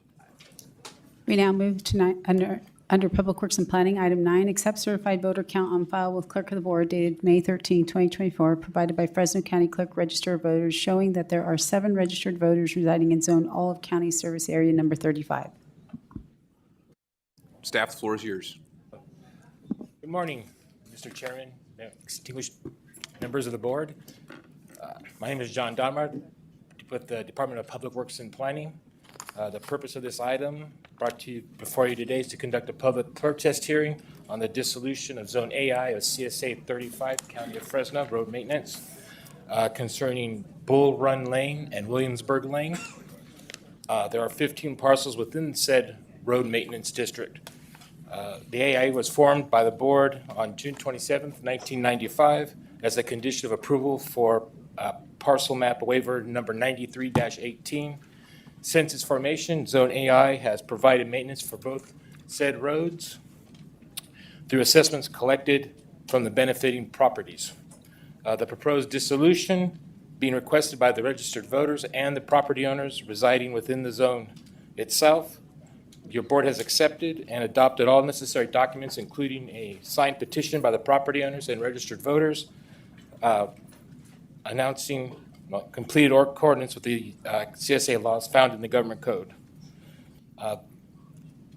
This concludes my presentation. I'd be happy to answer any questions if you have any. Are there any questions for board staff on this item, members? All right, seeing none. So I would like to accept the certified voter count on file with the clerk to the board. So do we have that tally? I did not receive any. Yeah, she's supposed to get written protests. Step one is just to accept that there are 7 voters in the district, and now you need to hold the hearing to consider if there's any objections or protests. All right, so basically the script you guys gave me is no good then. So is there anyone here wanting to protest this particular hearing? Seeing none, I'm going to close the protest period. And County Council, what's the next step at this point? Now it would be to direct the clerk of the board to tabulate any submitted written objections to the action. I do not have any.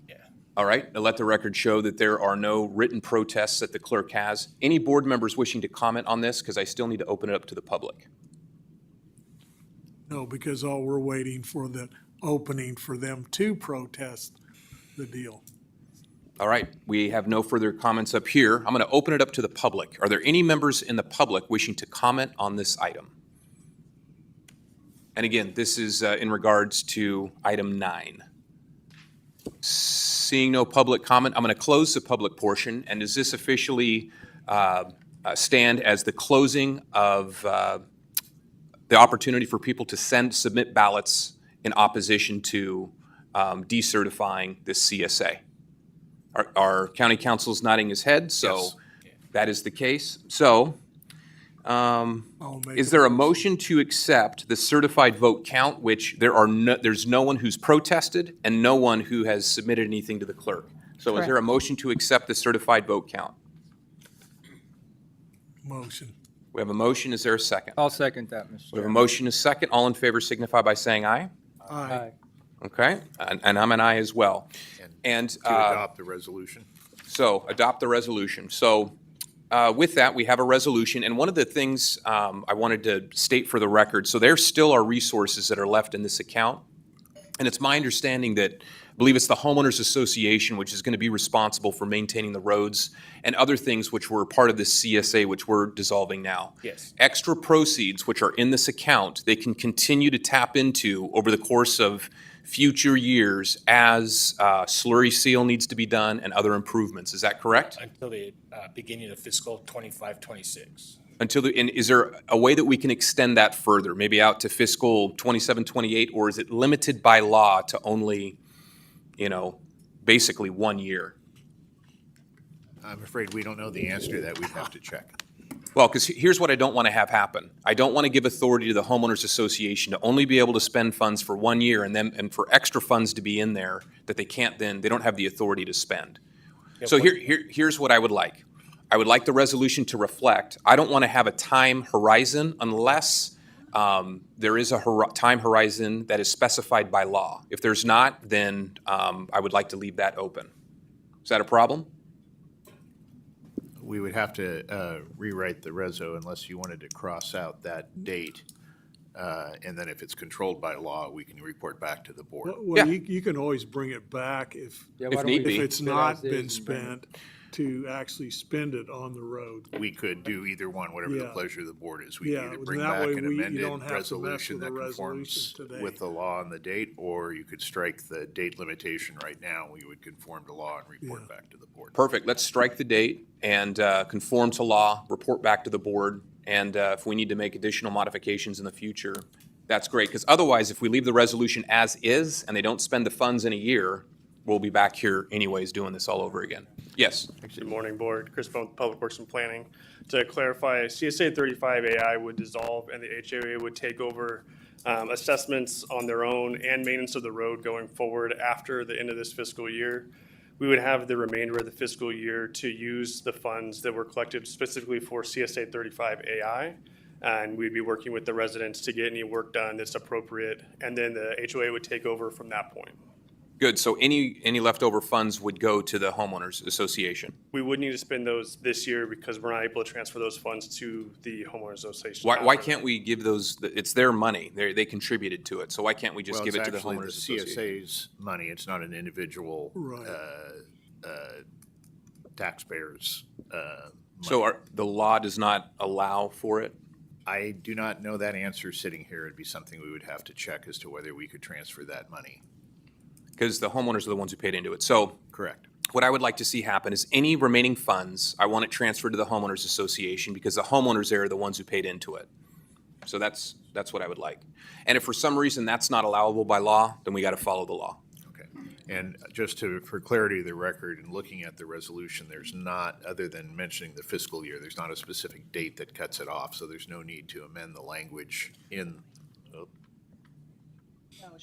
Yeah, there's no need to amend the language in the resolution to accomplish what the direction of the board is. Okay, then I will make a motion for approval. I'll second it. We have a motion and a second. Any further discussion? Next time, staff, please make sure my script works because I'm willing to fly by the seat of my pants, but you guys have. Mr. Chairman, your years of public service and knowledge have come to fruition, and those of us on the board greatly appreciate your knowledge in this matter and skillfully maneuver us through that difficult You are situation. very kind. Thank you. Thank you. So with that, we have a motion and a second. All in favor signify by saying aye. Aye. Motion passes. We now move to item number 10, under Public Works and Plan, adopts plans and specifications for contract 24-07-C, East Reedley Bridge replacements. All right, Aaron, the floor is yours. Okay, thank you. Good morning, Chairman, members of the board. Erin Hagenson with the Department of Public Works and Planning. This item is to award contract 2407C, the East Reedley Bridge replacements, and it is being presented as a verbal report due to seasonal constraints, as it is critical that construction commence as soon as possible to coincide with the end of the irrigation season. The low bidder and the second low bidder did not meet the disadvantaged business enterprise subcontracting goal of 22%. Staff reviewed the documentation submitted by the low bidder as well as the second low bidder and believed that they both made a good faith effort to meet the goal. The department's good faith effort analysis and findings are attached to the item as exhibits B and C. Caltrans policy is to review these good faith efforts for contracts over $2 million. The department submitted the good faith effort and staff's analysis of it to the Caltrans Office of Local Assistance on July 24th, 2024. Local Assistance then submitted the documentation to the Caltrans Office of Civil Rights for their review.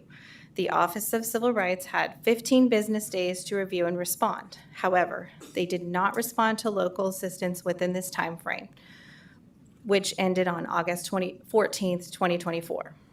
On August 19th, 2024, local assistance subsequently informed staff that the county could proceed with the award of the contract without any direction from Caltrans. As stated earlier, the department believes that the low bidder made a good faith effort to meet the DBE goal, and therefore, the department is recommending that the board award the contract to the low bidder. Thank you for your presentation. I want to note for the record that the script you gave me for this item, you have stuck to word for word.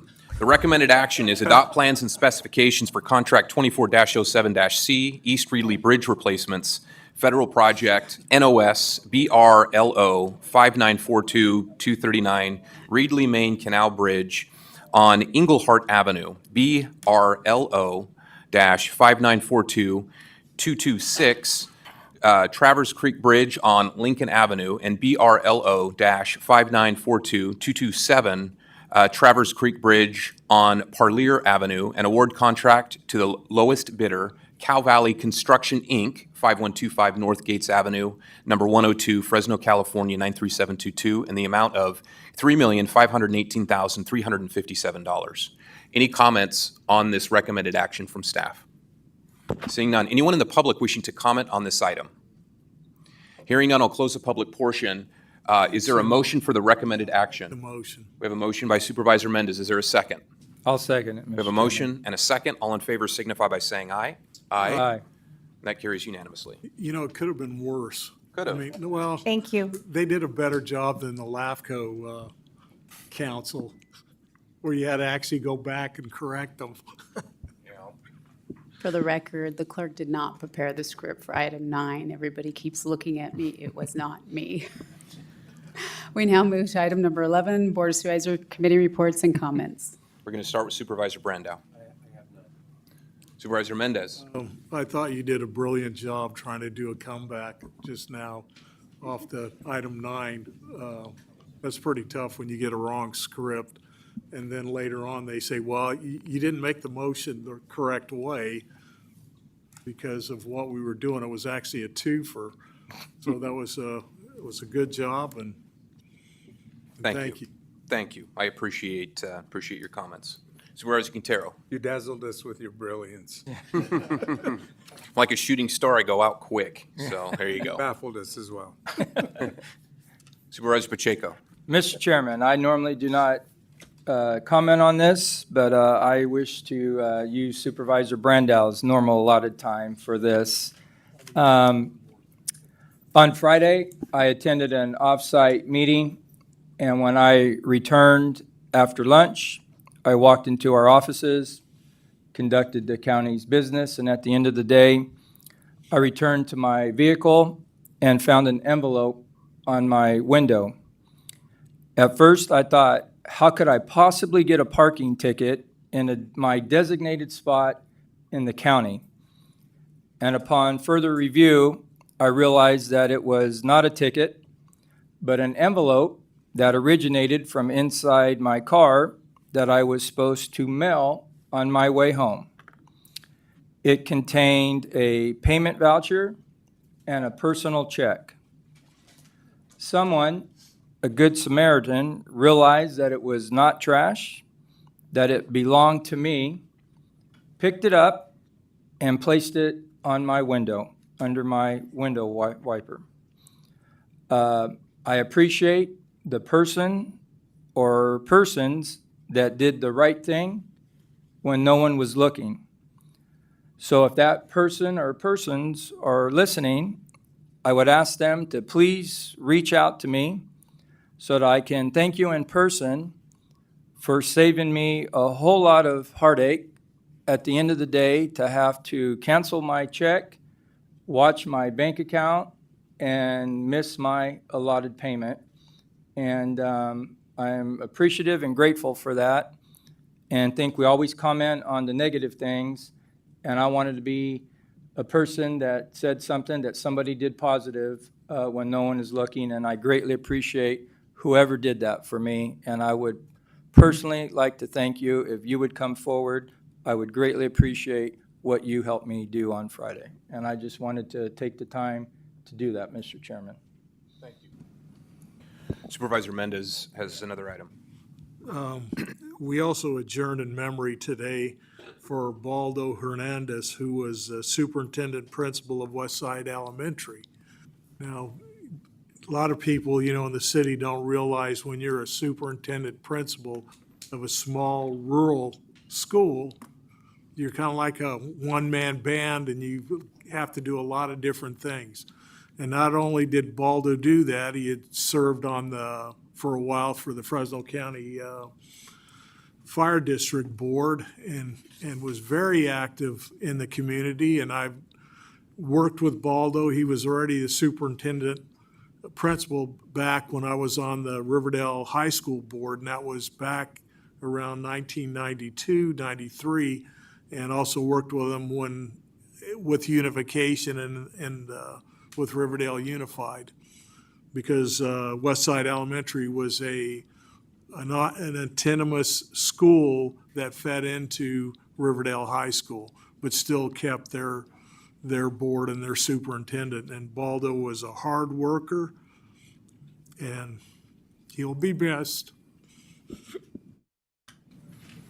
And I have some comments. Over the course of the last 3 weeks, 2 individuals lost their life on Fowler Avenue near Perrin. And I know that we have representatives here who are going to speak here in just a minute, who want to talk a little bit about things they'd like to see, and they want to talk about Sandro as well. And I believe William is here, who is Sandro's father. But I want to share that from those 2 incidents, I've had an opportunity to meet with the Highway Patrol, who are still finalizing the report from those incidences. I've had an opportunity to talk to our Public Works Department, and yesterday I had an opportunity to speak with the mayor of Clovis. And I can tell you that there are going to be additional traffic studies that are going to be done on Fowler Avenue, and we're going to take a look at different measures that can be installed to not only slow traffic, but if possible, reduce the amount of traffic flow that we see on Fowler Avenue. But I know here, after we get done with item 12, we've got a lot of people here who want to speak during the public comment portion, but I would ask, since we have a couple of students who arrived here about an hour ago that need to get back to class, I would ask that you allow the friends and family who want to speak about Sandro to go first. And so with that, we will move on to item 12. Item 12, receive board appointments. Any appointments? Supervisor? Supervisor Mendez? Supervisor Quintero? And I've got a couple. Let's see here. To the Behavioral Health Board, appoint Kyle Pennington to the vacant at-large seat, which expired on 4/1/2024. Anyone in the public wishing to comment on Kyle Pennington being appointed to the Behavioral Health Board? Seeing none, I'll close the public portion. I'll make a motion for the approval of this appointment. Second. Motion is second. All in favor signify by saying aye. Aye. That motion passes. We now move to item number 13, public presentations. This portion of the meeting is reserved for persons addressing the board on any matter not on this agenda. Now is the time for the individuals who want to speak about Sandro to come forward.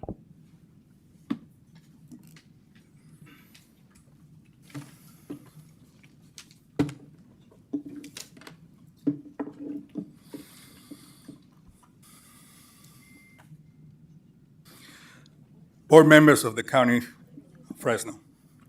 My name is William Lasso. I am the father of Sandro Lasso, the Buchanan High School student who lost his life on the unfortunate afternoon of August 8th. It's been 12 horrible days since that tragedy, and our family is still devastated. This has been the greatest pain we have ever felt and the worst nightmare any parent could ever have. I cry myself to sleep every night and wake up just a few hours later in the same situation without any consolation. I don't know if you know what it's like to lose a son, especially at 16 years old, starting to live. But imagine getting that call from the hospital and then hearing that your son didn't make it out of surgery for internal bleeding after being hit by a truck in a residential street. Imagine living in a house that was powered by the energy of your son, his presence, his toys, and feeling this emptiness on a daily basis without hearing his voice or seeing his face anymore. We are supposed to protect our children. He was a good boy and he deserved better.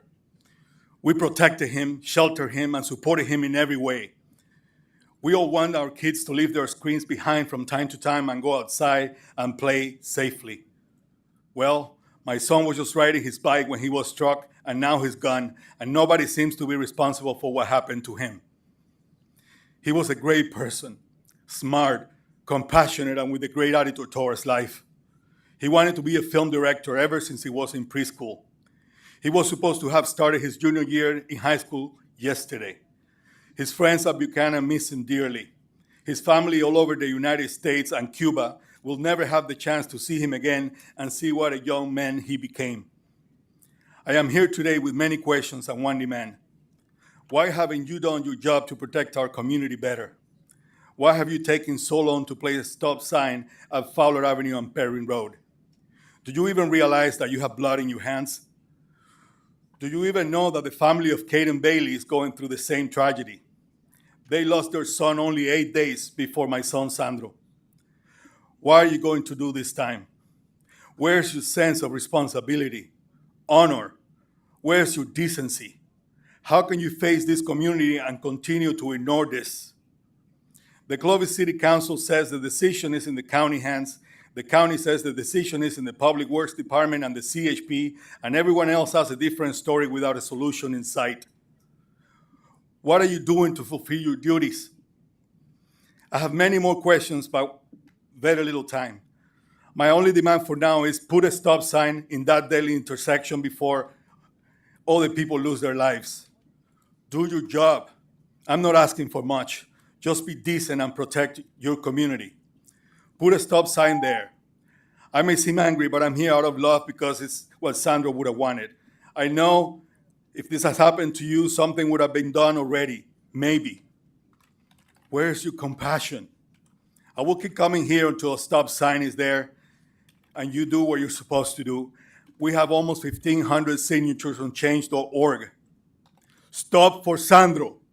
Stop for Sandro. Stop for Sandro. Sir, thank you.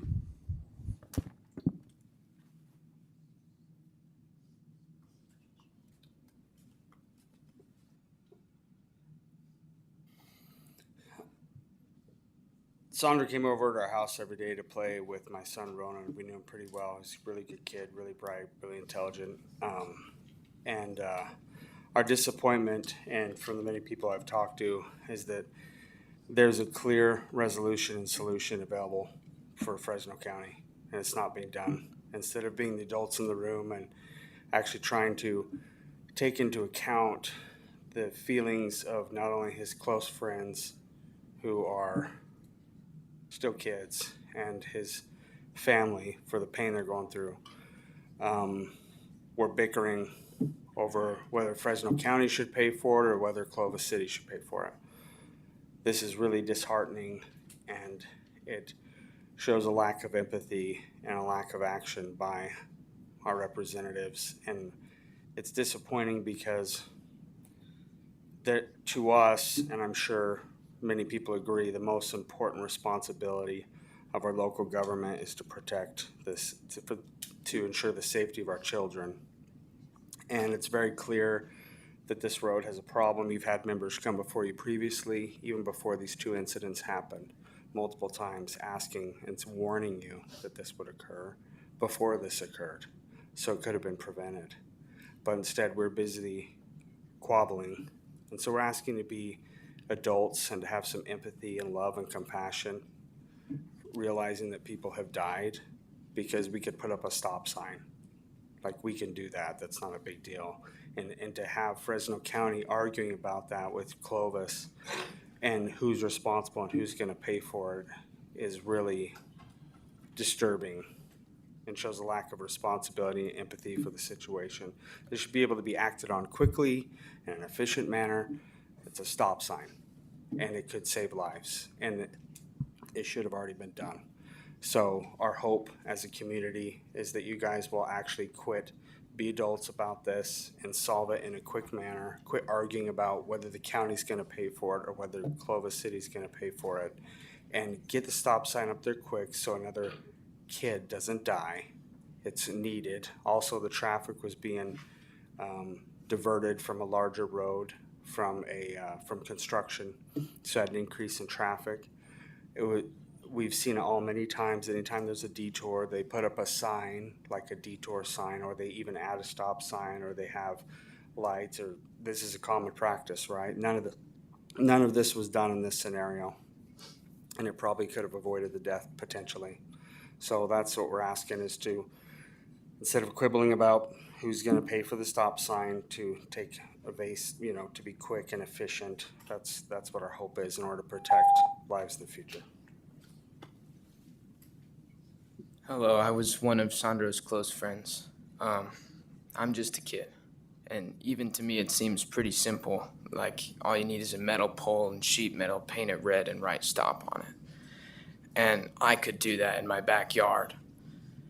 My friend is dead because people who are in much higher places than me, I don't know the exact reasoning behind it. I have no idea, but it seems like it'd be a lot easier for you guys to build it than me, and I could do it in my backyard in 20 minutes. So please, just for the love of God, build it. I have many friends that live there, and I'm very scared. He was a brotherly friend to me, and now he's gone. I'm never going to see him again. So I ask you, please try to do that soon. That's all I have to say.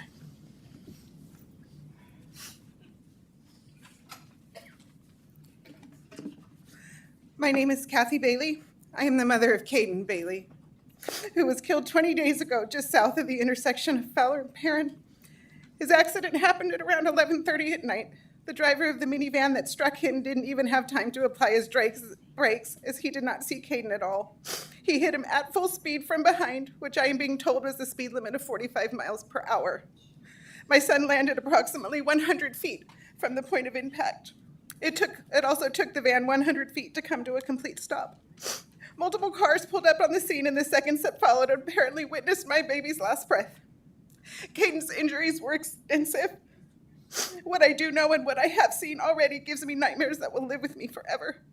To spare you having to wait for the accident report, and despite multiple questionable and disgusting actions of others, and no definitive testing done to verify laws were followed, Caden will be blamed for his death, as he unknowingly stepped into the southbound lane. He saw the first car coming and moved out of the way, but that car suddenly pulled over to the side of the road, and he could not see the minivan that followed closely behind it. A stop sign on Fowler at the intersection of Perrin would have saved my son's life. Brighter colored dividing lines on the road would have saved my son's life. Streetlights would have saved my son's life. A lower speed limit would have saved my son's life. These same things would have also saved Sandro, a young boy who had no choice but to cross that road because the western side of Fowler is the only safe side to travel on by foot or bicycle. He probably thought he had to stop. Since he had a stop sign, the other cars did too. There were no warning signs for him that cross traffic does not stop either. Why none of these measures were put into place long ago when the increasing population in that area, and especially when Shepherd was closed to all through traffic for construction, is beyond me. But no one can change the lack of actions that have led to the death of our precious sons. A stop sign at Perrin will prevent it from happening to anyone else. Simple, inexpensive, and effective. Chairman Magzik, I will direct my comments to you since this is your district, and you spoke on the news. I read on your bio on the Fresno County website the top 5 things you are committed to. Numbers 4 and 5 are enhancing public safety and improving county roads. I look forward to seeing the documentation on what was done to improve the safety of Fowler Avenue between Shepherd and Beheimer. The traffic must have increased substantially, and it appears to be the quickest route when Shepherd was closed. A higher speed limit, no stopping necessary for a whole mile, no speed traps, no lights, no cameras, no police patrolling the roads. Seems an ideal route to get somewhere quicker. It was said on the news that you were aware of the concerns. It was also said that you have worked closely with the City Council for years to integrate the county and city roads safely. Clovis City says Fowler Avenue is the county's responsibility. It would appear on the surface that if due diligence and, can I finish? You can continue. Thank you. It would appear on the surface that if due diligence and duty of care were taken long ago, I would not be standing here today. You expressed your sympathy, Mr. Magzik, for the loss of our boys. What I would prefer you to practice is empathy. All of you. Please try for a minute and envision if my son, God forbid, were yours. I have no doubt there would be a stop sign on Fowler tomorrow if you had to bury your son like I had to bury mine on Saturday. Or if the only recognizable part of your son was his hair, because his face and his body were so broken. 2 beautiful young lives are gone in 8 days. Please don't wait for the 3rd. Please move quickly and advocate strongly to put a stop sign on Fowler at Parent. Please spare the agony I now live with from any other family. Thank you.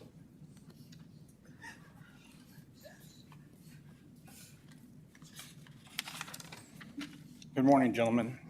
My name is Albert Hernandez. I'm a retired police officer from the city of Fresno after 40 years. So I have seen my share of tragedy and needless death. My family has lived on Fowler Avenue in Clovis for over 25 years and raised all 5 of my children there. When we first moved there, it was very quiet, but things have changed and development has occurred. From Clovis North, then Clovis Community College, and then the additional housing developments have come. We are happy to see that there are more opportunities for people to go to school and live in this beautiful way of life, the Clovis way of life. But I have a few questions. What plans were designed to upgrade the roads and transportation in this area prior to accommodating this growth? Has a survey and data been collected on the number of vehicles driving down the street now? If this still needs to be done, this should be done at a high priority. We have multiple accidents and deaths on the streets because it is too narrow to accommodate the number of cars and the large number of trucks that frequent it. Fowler was not designed for this amount of traffic. The power poles are just feet from the roadway, and just this summer we had 3 incidents where they were hit and knocked out power from 10 to 20 hours. We're not sure if those were fatalities, but we are sure that these poles are a problem. In the last month, two children were needlessly died. Cycling enthusiasts want to be able to ride their bikes to the foothills, to the recreation areas. This is the most dangerous issue as the road is not designed for cyclists. It is so narrow and that cars are in such a hurry to go to the destination using this road as a thoroughway to school or to work. Our city has a beautiful path, Fresno and Clovis. So why can't we widen these streets and use some of this roadway for the cyclist? It is unfortunate that we have to come to this meeting to ask our roads to be brought to a safe level to ensure that more people are not killed. My wife is a friend of the family of the young gentleman, and our hearts go out to that family.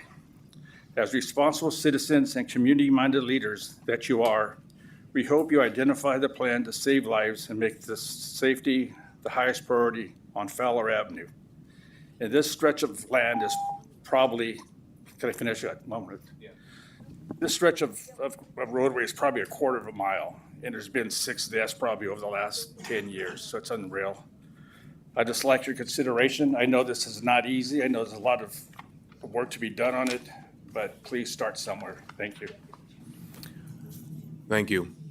A traffic study will be done, and we will take a look, and improvements will be made. You have my commitment on that. And to the family, I'm willing to meet with you one-on-one. So if there's other things you'd like to share, I'd like to share with you as well. So I will make my office available to you. But thank you for being here. And to the students who took time out of their day to miss school and be here, thank you for honoring your friend. That is very meaningful. At this time, we're going to continue on with public comment. I want to remind the public for additional public comment items to limit your comments on 15 minutes per topic. Buenos días a todos. Estoy aquí porque nosotros todos los cuidadores de casa. Okay.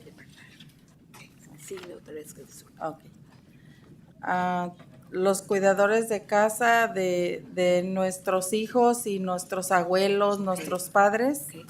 Yes, we're here. We take care of our children, our parents, our folks. No queremos descuidarlos para ir a trabajar, por eso estamos aquí. We don't want to not take care of them because we have to go to work. That's why we're here. Para que nos den un aumento, pero nos quieren dar centavos. So you get to give us an increase, but you just want to just give us cents. ¿Por qué darnos centavos Why give us cents? si este estilo de vida que tenemos ahorita With right now our style or está income, muy cara? our life, everything's so expensive.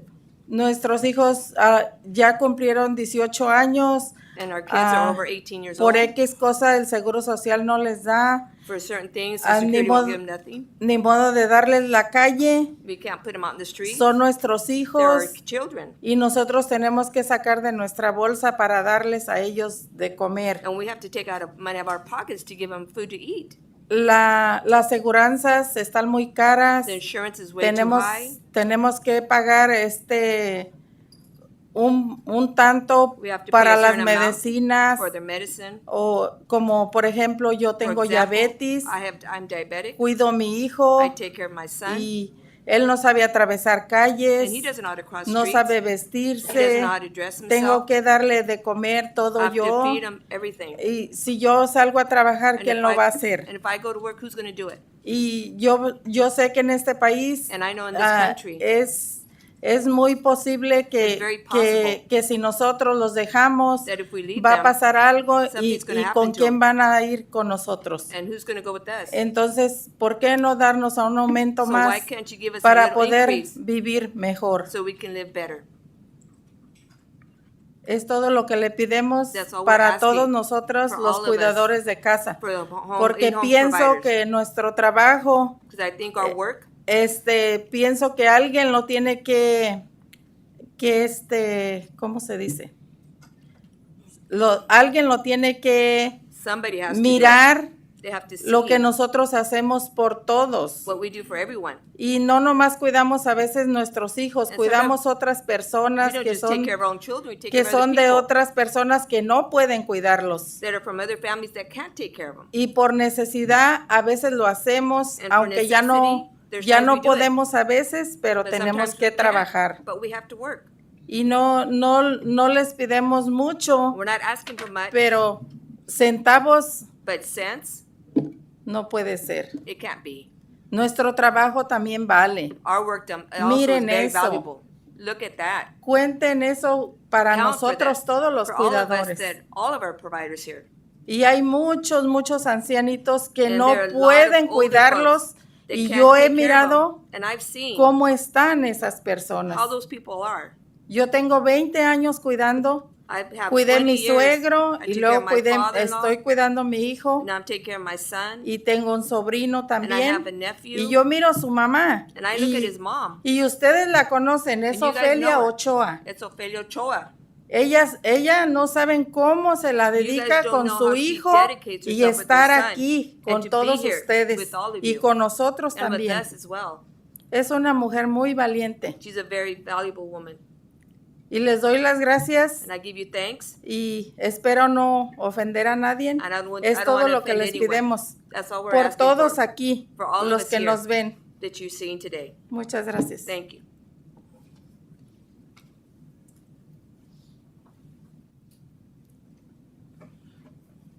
Buenos días Good day a todos. to you all. Mi nombre es Ofelia Fonseca. I'm Ophelia Fonseca. Vengo de la ciudad de Kerman. I come from Kerman. Yo cuido a mi hijo. I take care of my son.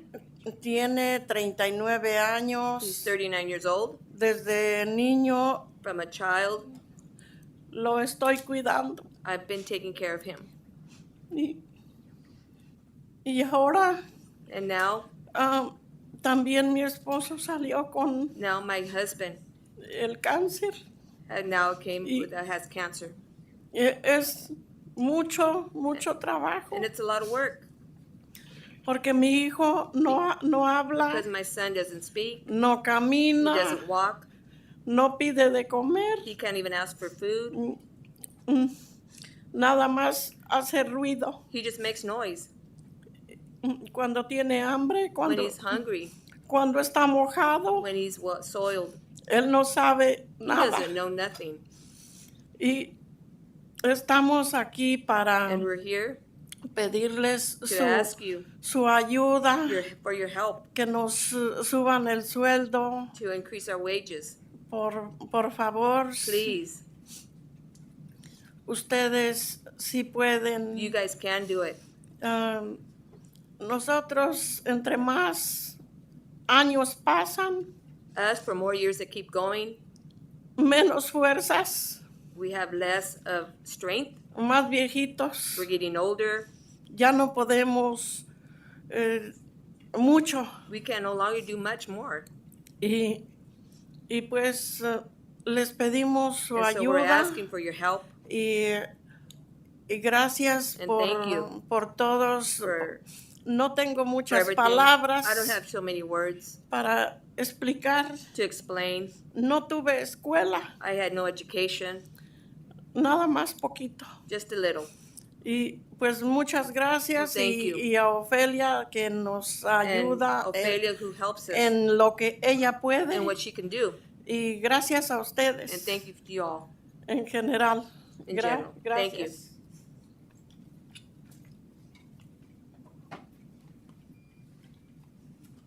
Hi, my name is Megan Kurzeski. I'm speaking today on behalf of the SEIU Union. We come here in union to ask for at least $20 an hour. We, as of now, are only getting paid near the minimum of $16.60 an hour. With the cost of living being so high and inflation, we as IHSS workers are struggling to even pay for living situations, basic living situations, paying for gas, paying for electric bills. You know, we need a raise. We need a raise to pay to live a productive life. I can't even put any money away to do anything for my child, who is also autistic and ADHD. For instance, I truly live paycheck to paycheck. We have families with children to take care of and support. $20 helps with the family support. I personally take care of somebody who is not a family member. He has no family. He's paralyzed from the waist down and is 24-hour bedbound, and I only get 110 hours a month. I'm basically living a hard life, and I should be getting some type of better compensation for the work that I do. I drain pee bags. I have to lift my recipient up and off of his bed and back onto his bed, take him for walks, do his laundry, cook for him, clean for him. It's a 24-hour job, and I'm not getting paid enough to take care of him. But yet I still do it because you know what? It is the right thing to do. I have that compassion in my heart to do that. But I need you guys to understand that we need better pay. We need better pay, and we need our health care to remain. Without our health care, I don't understand how you guys want us to live. We are trying to live honest lives and work. Without workers like us, people with needs would be in homes that the county pays for. We're just asking for $20 an hour to take care of our own families. That deserves that, along with to our health care to remain. I really hope that you would consider this motion to change our pay and better our lives, because we better everybody's families and friends' lives. We make it to where you guys don't have to take care of them. We will. And that's all I really have to say today. Thank you very much for listening to me.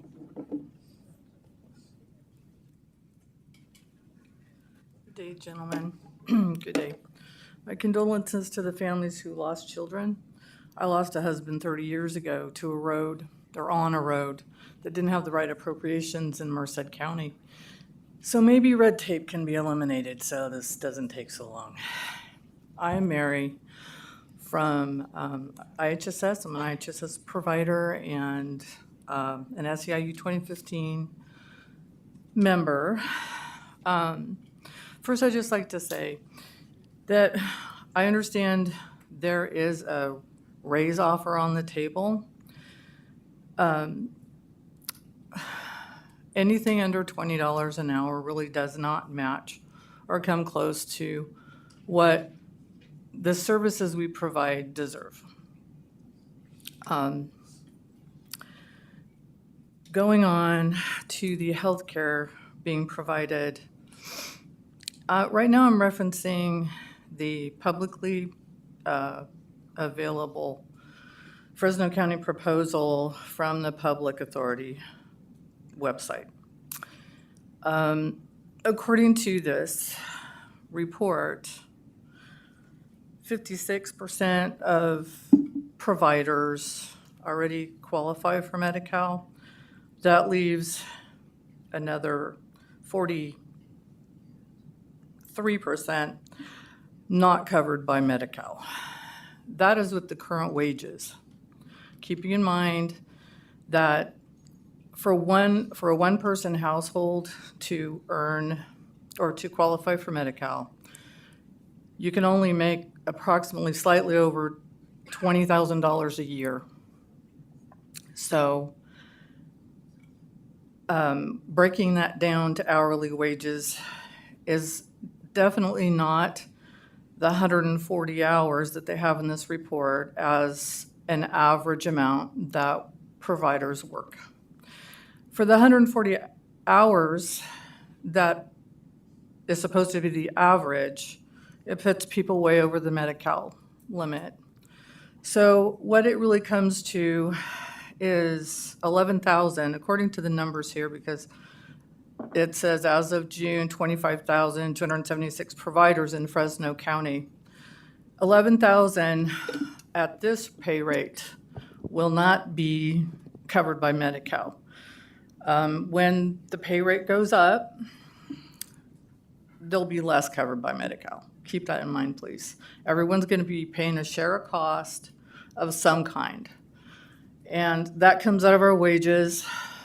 And also keep in mind that the raise comes out of our wages. Thank you.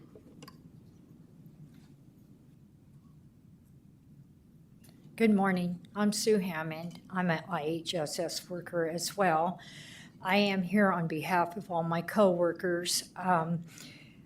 I'm just curious, how come we have a budgeted amount of money for IHSS workers, and yet you are not willing to release that money to give us our $20 a raise, plus you want to take away our health care? That just doesn't make sense to me.